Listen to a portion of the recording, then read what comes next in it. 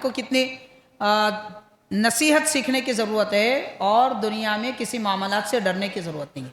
جیسے بہت سارے معاملات ہیں آج کل، جیسے لوگ گھر بناتے ہیں، جو واقعہ میں بیان کرنے والا ہوں اس سے متعلق ہے۔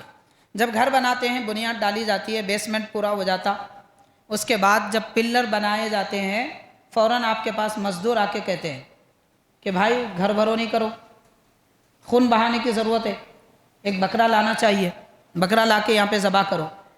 نہیں کرے تو کیا ہوتا؟ مزدوراں ڈرا دیتے، نہیں کرے تو کچھ تو بھی الٹا ہو جاتا، یا تو تم گر جاتے، یا کوئی مزدور گر جاتا، یا شاک لگتا، یا کچھ بھی ہو جاتا۔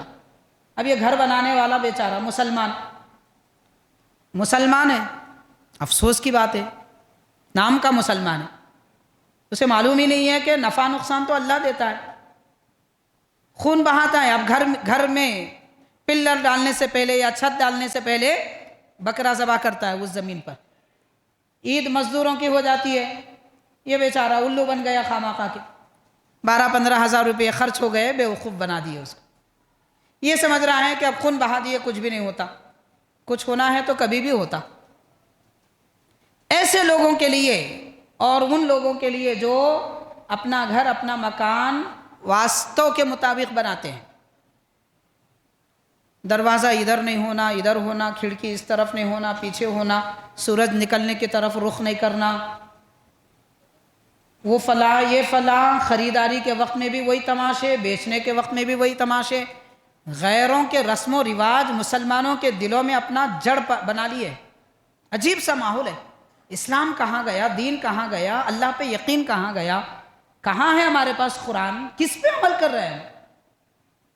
نام کے مسلمان ہیں، بلکہ کہہ سکتے ہیں جھوٹے مسلمان ہیں، نہ اللہ پہ بھروسہ نہ رسول اللہ پہ بھروسہ، مزدور کی بات پر یقین کر لیے، انجینئر کی بات پہ یقین کر لیے، واسطو ٹھہر کے پیشاب کرتا ہو واسطو بتانے والا، اس کی بات پہ یقین کر لیے، مولوی صاحب کی بات پہ یقین نہیں۔ بس کیا ماحول ہے بولے۔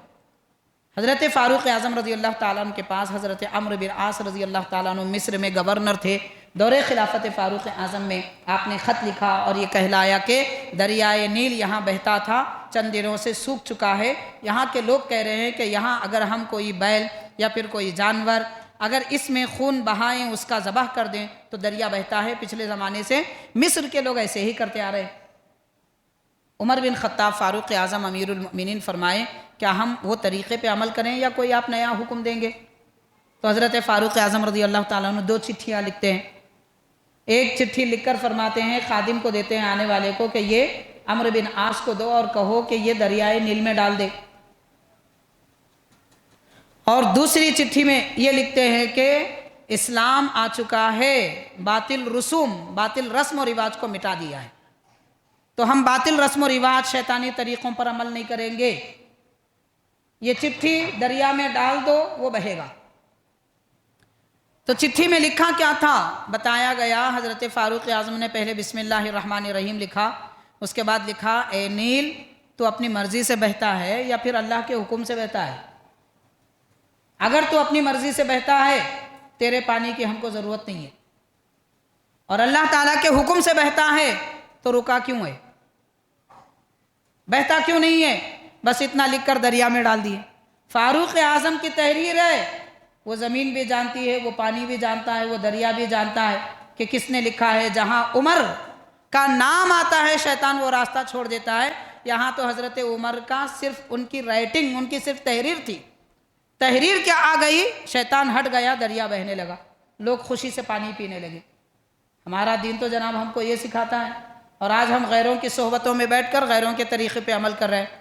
گھر بنائے تو واسطوں ہونا، چھت ڈالے تو خون بہانا، بلی آ گئی سامنے سے تو راستہ بدل دینا، لیمو کو دیکھ کے ڈر جانا، بھلامے کو دیکھ کے جل بھن کے کالے ہو جانا، کیا مذاق ہے یہ سب جو بدگمانیاں ہیں ہمارے پاس، اس لیے ہے کہ ہمارے بڑوں سے، بزرگوں سے ہم کو عقیدت نہیں ہے، ان کی محبت نہیں ہے، نہ ان کا نام جانتے ہیں نہ ان کی تعریف جانتے ہیں، اس لیے ہمارا یہ حال ہو چکا ہے۔ اور اس دور میں خاص طور پر لوگ یہ کوشش کر رہے ہیں کہ امت مسلمہ، خلفائے راشدین، صحابہ کرام، اہل بیت کرام سے دور رہے، اس لیے ان کے متعلق بدگمانیاں پھیلا رہے ہیں۔